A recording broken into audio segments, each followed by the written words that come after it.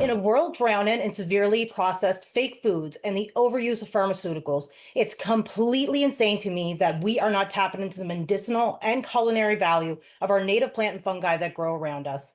Imagine the possibilities of combining traditional and modern knowledge together. Gwe, Deloise Chandra LeBlanc, the founder of Forage and Feast, where we believe healing begins on the land through food, story, and shared experience. Forage and Feast has a product line of wildcrafted goods and offer in-person guided forage walks where we teach safe identification practices, sustainability, and share knowledge of our beautiful lands and people. We are currently at our peak growth thanks to our partnerships with ITAMB, the Metabonagia Heritage Park, and the Metabonagia Heritage Park. With your support, Forage and Feast will expand our product line, hire and educate community members, and bring our elementary students back to the land, forage and medicines our ancestors once gathered. This isn't just business growth. It's cultural revitalization, food sovereignty, and healing in action. Let's reconnect and grow together. Weliak. Fantastic pitch. Thank you. So my first question is really what motivated you to start your business? Well, I'm a recovering addict. Been on my recovery journey for about 9 years. So the forest and the woods have just always been my safe place and really what started my obsession with foraging. And that hobby and pastime ended up growing into this business idea. We're now on year 2, and yeah, I guess that's about the gist of it.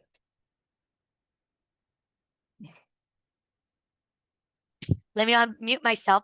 I would love to know your short and long-term goals. I know that's a mouthful, so give us what you can. No, sure thing.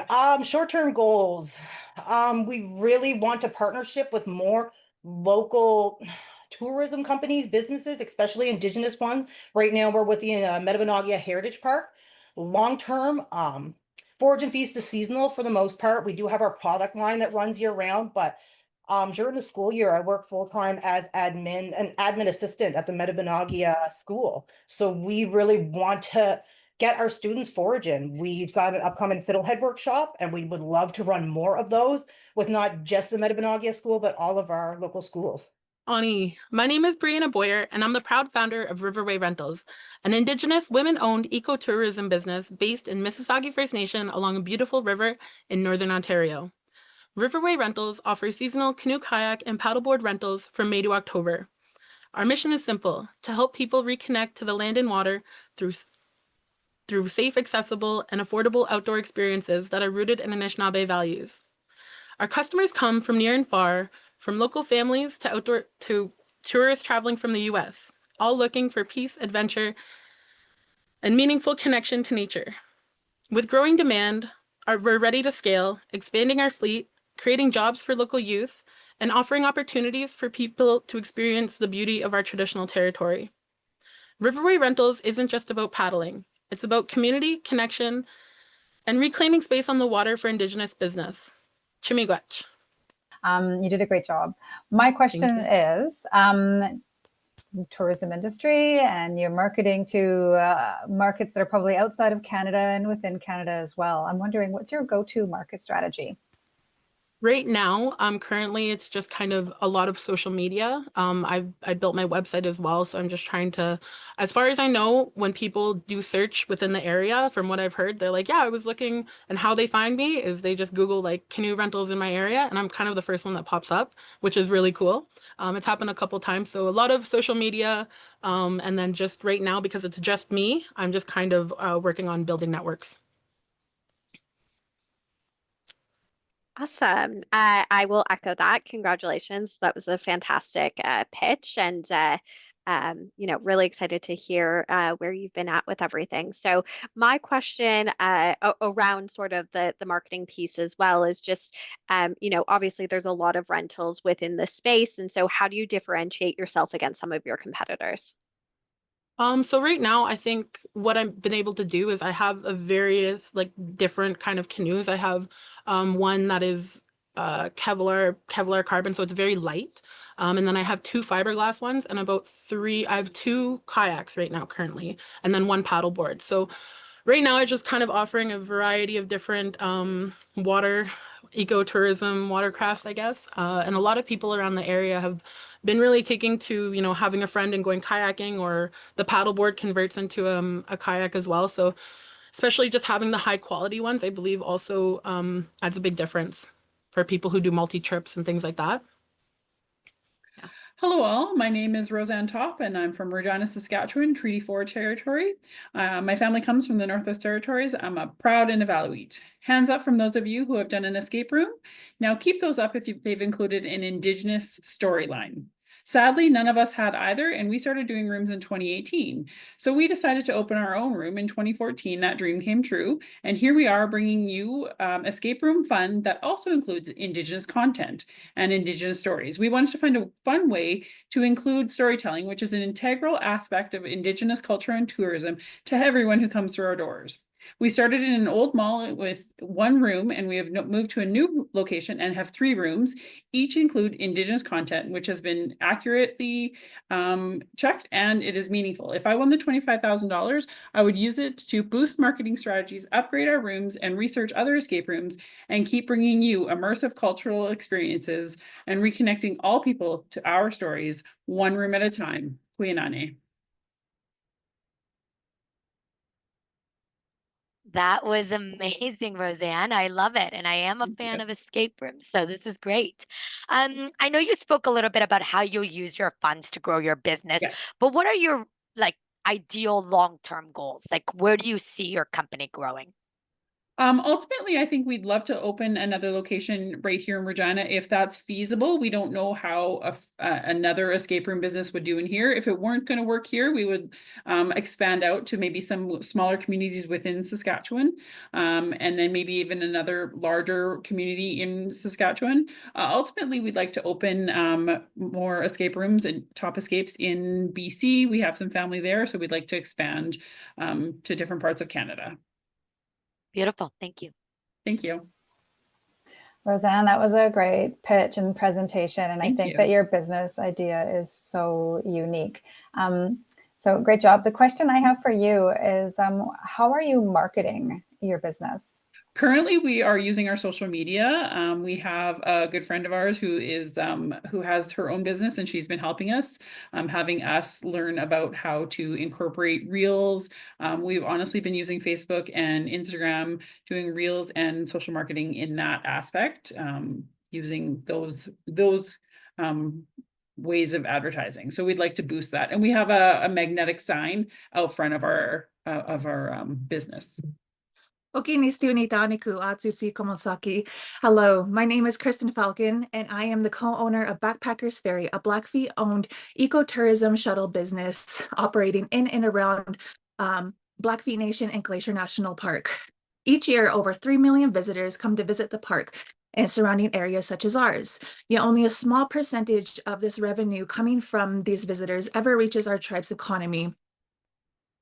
Our business caters to backcountry enthusiasts from all over the world. And as we are one of 2 tribally owned shuttle businesses in the area that covers around over 1.5 million acres. We use our platform to help stimulate our tribe's economy and to help provide crucial education to visitors that centers around Blackfeet history and Indigenous history, land stewardship, climate resiliency, and so much more. We strongly believe in our motto to explore responsibly and connect locally. As we help visitors from all walks of the area, we help people to understand our mission, our people's mission, and who we are, and hope that our visitors take care of their land and themselves as well. With Power Pitch's support, we can help accomplish this by providing more jobs to our economy and extending our fleet. And to help accommodate more visitors and to help with much needed resources. We greatly thank you for this opportunity. Thank you so much. Awesome. Fantastic pitch, Kristen. That's a really awesome business model. And I love the way that you've integrated the integration of the education as well. So thank you. And my question for you is, knowing that there's other players in the space right now, how are you currently marketing your service to all those tourists? Yeah, definitely. So of course we're on social media. We have our own website. And then also we partner with different Montana organizations so that our advertising is in through All Montana Tourism. And so that's a great way that we reach a lot of backcountry enthusiasts and a lot of visitors that come all over the world. You can see a lot of our advertisements in a lot of different Pathlet forms. So if you go into a train station, an airport, let's say Whitefish or Kalispell Commerce or things like that in the surrounding areas that are outside the reservation, there are resources that show that these are the resources on the east side that you can accommodate. And like I said, we are one of 2 shuttle companies in the surrounding area that are operating, that are actually tribally owned. So we're a pretty hot topic out there, being one of 2 tribally owned operations. Awesome. Thank you so much. Beautiful. I just want to kind of piggyback on that about like how scalable your logistics are. Like how many vehicles and drivers do you operate? What's the plan for growth there? Yeah, definitely. So we are a very humble company. We have started out very small, and me and my partner have ran the business for the last, going on 4 years or such of just ourselves. And so we were having to handle all the calls coming in, the logistics, planning, driving. And so we got pretty burnt out, I would say. But we did have people that were able to help support us, where we were able to hire some folks for driving and such. We did receive a grant that greatly helped at the beginning of the summer. We do have 3 shuttle vehicles right now, all shuttle vans. And so we operate using those. We were able to pay those off just by working through our own resources and such. We were able to pay those off, so we don't have any liens or such. And right now, yeah, we're just in the process of really wanting to hire more people, because there are, like I said, over 3 million visitors that come to this area, and every single day from 4 o'clock in the morning till 10 o'clock at night, we are on it. Sanjo, my name is Heather Gomez, and I am a proud member of the Hickory Apache Nation from Dulce, New Mexico. I am the founder of Dulce Based Tippy, a Native woman-owned hospitality business I launched in 2022 to give visitors a place to truly experience and feel welcomed on our res. Along with our tippies, we offer exclusive Hickory Apache res tours covering our culture, history, and even UFO stories, plus traditional Hickory stew and fry bread delivered right to our guests. We are hosting a women's wellness retreat in 2026 created to nurture mind, body, and spirit through connection, healing, and cultural traditions. If awarded $25,000, I would invest 25% into infrastructure and landscaping, 25% into executing our marketing plan, 25% into enhancing our tippy interiors, and 25% into hiring local Hickory Apache members to provide services. At Dulce Based Tippy, we're not just offering a stay, we're offering an unforgettable, authentic experience rooted in Hickory Apache spirit and the stories of our people. Stay authentic, stay exclusive. Hatton. Thank you so much, Heather. That was a really fantastic pitch. Well done. You mentioned in your pitch that you would use part of the proceeds if you were to win towards a marketing plan. I'm curious to know, what is your go-to marketing strategy for your business? So we do digital marketing, website optimization, social media, content plan, doing ads for Instagram, Facebook, TikTok, email marketing list. We're working on building that and introducing a monthly newsletter and doing promotions like 10% off your first day, print, media, billboard, partnerships, and collaborations.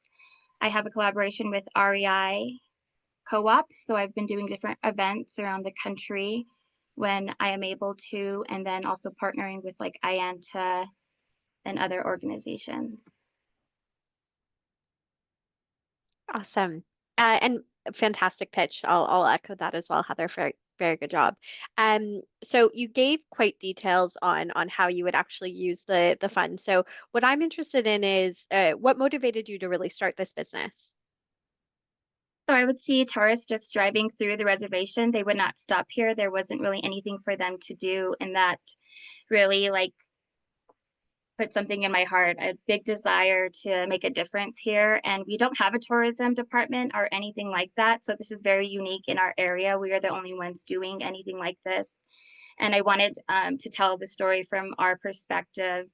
I didn't want other people going and staying in other tipis in other communities that are non-native, and I wanted them to have a true, authentic experience.